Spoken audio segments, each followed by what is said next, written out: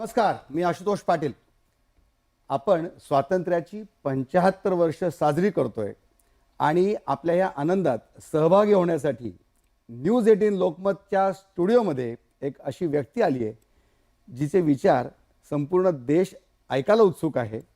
आजचे आपले पाहुणे आहेत श्री अनुपम खेर जी. सर नमस्ते. नमस्ते नमस्ते. सर, देश 75 साल मना रहा है जी. इस वक्त आपके मन में क्या ख्याल है?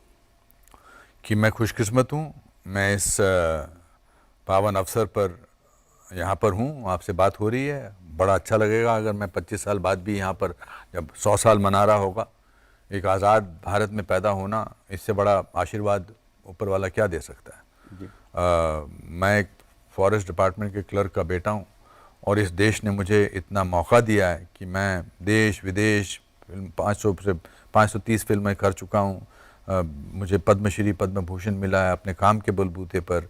ये सब इसी देश ने मुझे दिया है, तो मैं कृतज्ञ हूँ इस देश का.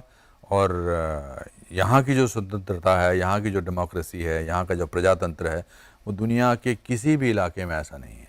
सर, हम 75वीं वर्षगांठ मना रहे हैं. तिरंगा अपने छाती पे है जी. हर घर तिरंगा हम मना रहे हैं जी. क्या सच में ये जरूरी है इस तरह का माहौल बनाना, हर घर तिरंगा लगाना?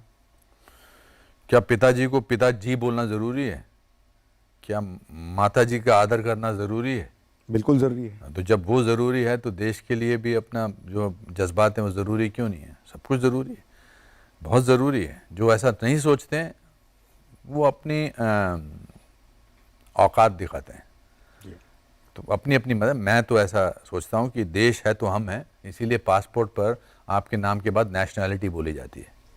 पूछा नहीं जाता कि आपके पिताजी का नाम क्या है, माताजी का नाम क्या है, बेटे का नाम क्या है. लिखा होता है कि आपका नाम क्या है, उसके बाद आप हिंदुस्तानी हैं, भारतीय हैं, इंडियन हैं. बिल्कुल. तो इस पे तो सवाल ही नहीं उठना चाहिए. 2 साल हमने कोविड का एक काल देखा है. देश एक बड़े संकट से गुजरा है. आज माहौल थोड़ा खुल गया है. जी. 2 साल कैसे रहे और 2 साल के बाद आज हमारे देश ने क्या सच में प्रगति की? आई थिंक हमने तो 2 वैक्सीन्स बनाई हैं. आत्मनिर्भरता की इससे बड़ा उदाहरण क्या हो सकता है.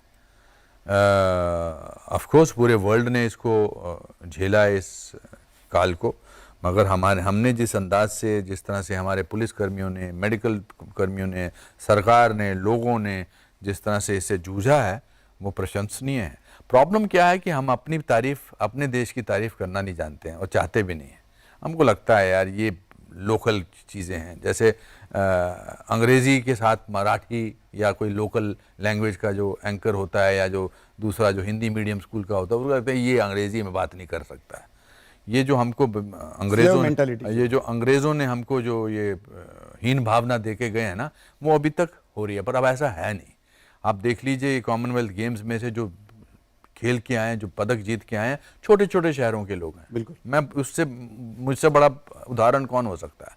ये हीन भावना होनी नहीं चाहिए. मुझे लगता है पर्सनालिटी वो होती है जो कि आप अपने आप में कंफर्टेबल हो.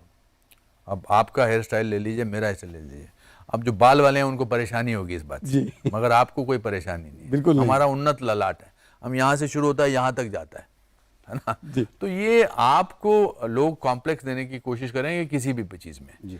किसी भी चीज़ में आप किस तरह से उस बारे में उतना खुशी ना मनाएं, ये आपको महसूस होगा. मगर ऐसा है नहीं.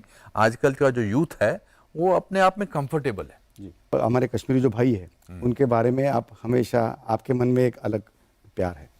क्या आज कश्मीर की स्थिति जो है उससे आप संतुष्ट हो? देखिए, संतुष्ट तो मैं, मेरे पिताजी ने, माताजी ने जो मुझे एजुकेशन दिया उससे भी नहीं था. संतुष्ट तो हम पूरी तरह से किसी बात से नहीं होते.